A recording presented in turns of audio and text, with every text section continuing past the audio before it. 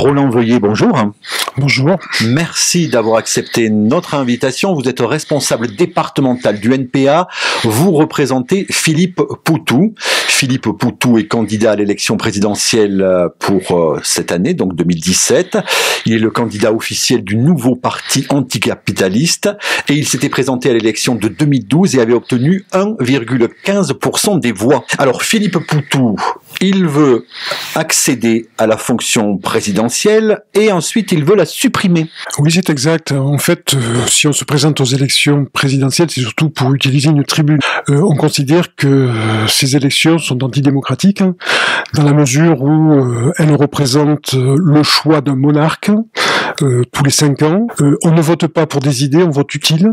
C'est-à-dire qu'on vote un peu comme les gens qui jouent au tiercé et qui choisissent le cheval qui va être au dernier moment le plus efficace. Et ça, c'est une atteinte à la démocratie parce que un vote, c'est quand même choisir des idées, c'est choisir un programme politique et non pas choisir quelqu'un qui serait la personne providentielle.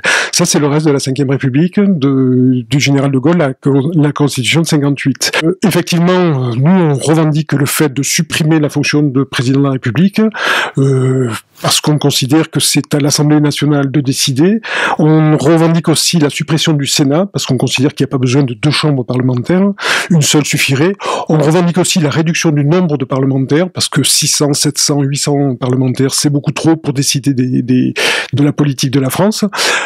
Enfin, on revendique le fait que les élus soient élus pour une seule fois, un seul mandat, pas 2. Parce que sinon, on crée une caste politique qui vit et s'auto-alimente et finalement, on en arrive à tous les scandales qu'on découvre actuellement, emploi fictif, pot de vin, choses qui ne sont pas normales dans une démocratie.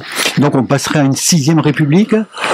Nous, on n'a pas choisi ce terme-là de 6e République. On pense qu'il y a des changements profonds à mettre en place au niveau institutionnel, notamment la suppression du poste de président de la République, l'élection à la proportionnelle, c'est-à-dire que on ne choisirait pas, on voterait pas par circonscription, on voterait pas pour des gens, mais pour des idées. Et nationalement, ce qui fait que tous les courants politiques seraient représentés dans ce Parlement. Donc plus de président, qui remplacerait cette fonction ? Bien comme dans beaucoup de démocraties, le Premier ministre élu par l'Assemblée nationale et non pas l'homme providentiel choisi tous les 5 ans, un peu comme dans certaines émissions radiophoniques, la Star Academy ou autre. Et ça nous gêne beaucoup parce que c'est une personnalisation de la fonction et nous, on n'est pas partisans d'une personnalisation. On veut que ce soit un programme politique qui soit mis en avant. Philippe Poutou, donc qui sait qu'il ne sera jamais président, hein ? Oui, Philippe Poutou, c'est un militant ouvrier, il travaille en usine, c'est la grosse différence avec tous les politiciens de métier qui sont les autres candidats, à l'exception de Nathalie Arthaud, qui est la représentante de lutte ouvrière, qui elle aussi est salariée. Les autres, ce sont tous des permanents politiques, ce sont tous des gens qui ont été mandatés dans un parlement et qui y sont depuis très très longtemps. C'est-à-dire qu'au bout d'un moment, la place est bonne, ils ont plus envie que ça change. C'est pour ça que nous on dit qu'un élu doit être élu une seule fois et pas 2 fois. La retraite à 60 ans. Oui, la retraite à 60 ans, effectivement, parce qu'il y a eu des attaques ces dernières années. Alors, ça avait commencé par Monsieur Juppé en 95, qui voulait revenir là-dessus. Il y a eu un fort mouvement social qui l'a empêché. Ensuite, d'autres politiciens sont revenus à la charge. Monsieur Fillon, entre autres, qui a mis la retraite à 62 ans. Maintenant, il parle de mettre la retraite à 67 ans. La gauche au pouvoir, Monsieur Hollande avait dit qu'il remettrait la retraite à 60 ans. Il ne l'a pas remise. Nous, on revendique la retraite à 60 ans parce qu'on considère que dans une période où il y a un très fort chômage, c'est la place aux jeunes. Les anciens, quand ils ont travaillé à partir de 60 ans, ils sont peut-être un peu moins efficaces, et puis ils ont le droit à un repos après avoir travaillé pendant quasiment toute leur vie. Et surtout, ça libérerait un grand nombre de postes de travail pour l'emploi des jeunes, parce que le chômage touche essentiellement les jeunes. L'interdiction des licenciements, là vous rejoignez Nathalie Arthaud. Hein. Tout à fait, je crois que nos deux programmes, celui du Parti lutte ouvrière et celui du NPA, sont très proches. Nous n'avons pas les mêmes stratégies politiques dans les périodes hors élection, mais sur le plan programmatique, nous avons quasiment le même programme. L'interdiction des licenciements, oui, nous pensons que c'est une clause essentielle, c'est-à-dire que on est dans une société en crise. Pourquoi elle est en crise? Pas parce qu'il y a des gens qui sont méchants. Pourquoi il y a du chômage et de la précarité? Pas parce qu'il y a des gens qui sont méchants, mais tout simplement parce que ceux qui décident, c'est pas le président de la République, c'est pas les parlementaires, ce sont les milliardaires, ce sont les banquiers, et c'est surtout l'anarchie de la bourse. C'est-à-dire que la bourse, c'est elle qui détermine le fonctionnement de l'économie. On ne produit pas pour satisfaire des besoins, on produit pour le profit immédiat maximum. Et ça produit des crises régulières, plus ou moins importantes. Il y en a eu une en 29 qui s'est traduite par une guerre. Il y en a eu une avant, dans les années 1910, par là, qui a produit la guerre de 14-18. Et puis il y en a une qui a été toute récente, c'est 2008, où on a failli avoir une crise aussi grave qu'en 1929. Et ce système-là génère les guerres, parce que lorsqu'il y a une crise, finalement, il y a des choses dramatiques qui se produisent, et on aboutit à des guerres. Et là, on est au bord d'une troisième guerre internationale. La fin du nucléaire, vous prônez la fin du nucléaire remplacée par des énergies renouvelables? Oui, tout à fait. Le nucléaire, c'est une énergie qu'on contrôle très mal, qui est très dangereuse, d'autant plus que les centrales nucléaires qui ont été construites en France, elles sont toutes périmées, elles sont dangereuses, et nous, on revendique l'arrêt immédiat du nucléaire. Bien évidemment, l'arrêt immédiat, c'est une décision qui serait prise immédiatement. Par contre, le démantèlement des centrales nucléaires, malheureusement, prendrait une vingtaine d'années. Effectivement, il y a une explosion de centrales nucléaires dans le monde à peu près tous les 25 ans. Il y a eu Tchernobyl, il y a eu celle qui s'est produite au Japon, et la prochaine, ça sera statistiquement dans les 25 ans. On ne peut pas continuer à vivre dans un système où des centrales nucléaires explosent tous les 25 ans. Et ça, c'est le pourrissement de la planète, c'est le risque d'un réchauffement climatique, alors pas que le nucléaire, c'est aussi la pollution, et cette planète risque de ne plus pouvoir exister d'ici très peu, c'est-à-dire d'ici une cinquantaine d'années, le climat sera invivable sur la plus grande partie de la Terre. Donc nous, on prône effectivement des mesures écologistes, non pas simplement parce qu'on est des amateurs de la nature, oui, on est des amateurs de la nature, mais parce que c'est une question de survie.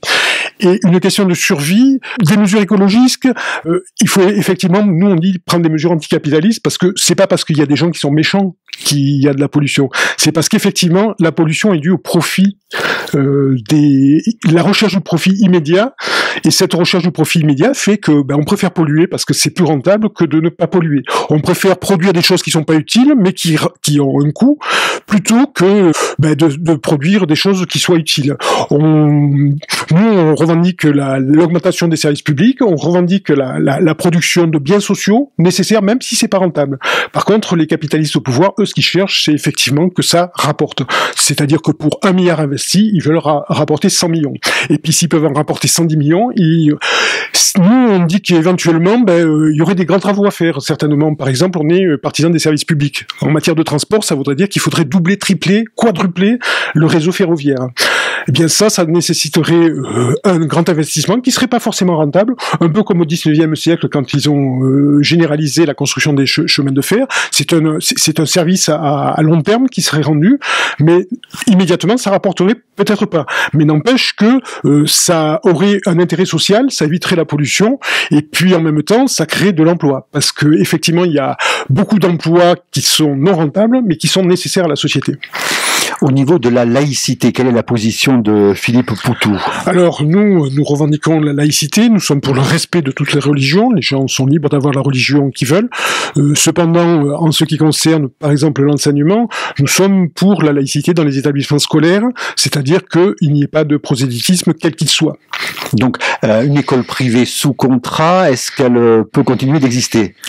Une école privée catholique. C'est un grand débat qui a eu en 1980 lorsque la gauche avait parlé de supprimer les écoles sous contrat d'association. Nous revendiquons effectivement un seul service public laïque d'éducation. Après, s'il y a des écoles privées, elles sont entièrement autonomes, c'est-à-dire qu'elles s'autofinancent. On peut pas empêcher des gens de dire moi mon enfant je le mets, ça c'est la loi. On peut pas empêcher des gens de dire mais à ce moment-là école privée, capitaux privés. Et pas capitaux publics. Mais il peut y avoir des écoles totalement privées, musulmanes par exemple, ou chrétiennes. Est-ce que ça, c'est toléré selon vous? Malheureusement, on peut pas empêcher qu'il y ait une école. Enfin, il y a des écoles privées catholiques, il y a des écoles sans contrat d'association, il y a des écoles musulmanes, parce qu'aucune école musulmane actuellement n'est sous contrat d'association. C'est là où le problème de la laïcité se pose. C'est-à-dire que les contrats d'association se font essentiellement avec la religion catholique, un peu avec la religion protestante, un peu, quelques écoles, mais et puis quelques écoles juives aussi. Mais par contre, il y a en France actuellement aucune école sous contrat musulmane. Et malheureusement, ça crée des écoles privées sans contrat d'association et qui renforcent effectivement la montée religieuse.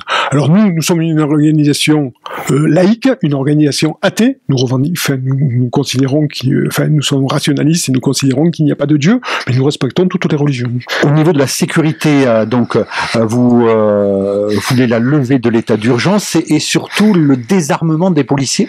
Oui, alors la levée de l'état d'urgence, oui, parce qu'on s'aperçoit très nettement que le prétexte du terrorisme est un prétexte qui sert surtout à mettre en prison, à arrêter des syndicalistes, des manifestants, à encadrer les manifestations, notamment celles contre la loi El Khomri.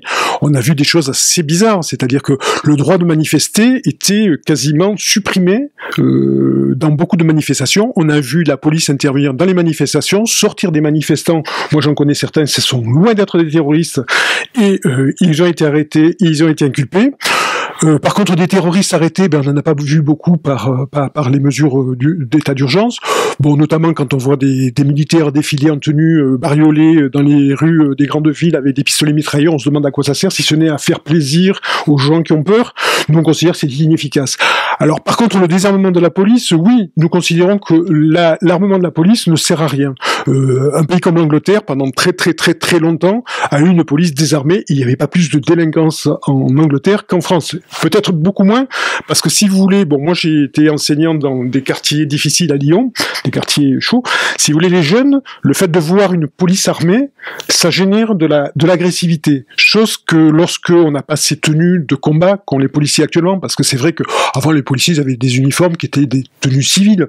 Bon, maintenant ils ont des tenues de combat, et ça génère de l'agressivité. Et de plus en plus, les jeunes des cités disent des cow-boys, quoi. Et effectivement, on voit des policiers avec un revolver d'un côté, une bombe lacrymo de l'autre, les menottes, un gilet pare-balles. Bon, c'est créer une psychose de la violence et qui génère aussi de la violence chez les jeunes. Au niveau de l'Europe, est-ce que vous prônez le fait que la France doit quitter l'Europe? Alors nous, l'Europe, si vous voulez, nous on est pour l'Europe des travailleurs. Donc l'Europe des travailleurs, ça veut dire que l'Europe des nations, ça veut dire que tous les peuples sont fraternels et doivent s'unir. Nous, on est contre l'Europe capitaliste, parce que ça, c'est celle qui est contre les travailleurs français, mais elle est contre les travailleurs anglais, elle est contre les travailleurs allemands. Voilà. Donc nous, on ne dit pas contre l'Europe ou pour l'Europe, on dit contre l'Europe des patrons. Voilà. Mais il n'y aurait plus d'institutions comme le Parlement européen? Ah, il pourrait très bien, dans un autre cadre, il pourrait y avoir effectivement un Parlement des nations, un Parlement des différentes ethnies, parce qu'il n'y a pas forcément que les nations, qui pourraient être représentées, qui représenteraient l'ensemble des résidents. Alors nous, on tient à ce terme-là, les résidents doivent pouvoir être représentés dans toutes les instances parlementaires. Notamment en France, on considère que le droit de vote doit être donné aux résidents étrangers. Des gens peuvent venir travailler en France et ne pas avoir envie de prendre la nationalité française. À partir du moment où ils sont sur le territoire français, ils payent des impôts, ils travaillent, ils payent des taxes, et ils ont le droit, comme tout citoyen, de pouvoir déterminer l'utilisation de cet argent. Donc nous, on est pour le droit de vote à toutes les élections, c'est-à-dire pas seulement municipales, comme le disait le Parti socialiste, mais aux élections départementales, aux élections régionales et aux élections nationales. Si Philippe Poutou arrive au pouvoir, il nationalise les grandes entreprises? Alors non seulement, nous, on n'emploie pas le terme de nationalisation, on parle de réquisition. On pense, et c'est la différence qu'on a avec Monsieur Mélenchon, on a un programme immédiat, on veut les 32 heures, la réduction du temps de travail, on veut l'augmentation des services publics, on veut la retraite à 60 ans, on veut des services, une prestation sociale de qualité, donc une amélioration de la sécurité sociale, une amélioration des services des retraites, et ça, cette politique, elle se paye. Nous, on dit que pour la payer, il faut prendre l'argent là où il est. C'est-à-dire la réquisition la réquisition de toutes les grandes entreprises sans remboursement des actionnaires, alors sauf les petits actionnaires bien évidemment on rembourserait, mais les gros actionnaires qui gagnent 100 ou 200 ou 500 fois le SMIC, ceux-là on ne les rembourserait pas parce qu'on considère que la richesse qu'ils ont acquise, c'est pas eux qui l'ont créée, ce sont les travailleurs. Par contre, on est pour le contrôle des changes, c'est-à-dire la réquisition des banques et le contrôle des travailleurs, des entreprises réquisitionnées, ainsi que celui des banques. Les banques actuellement, elles servent à spéculer. On l'a vu en 2008.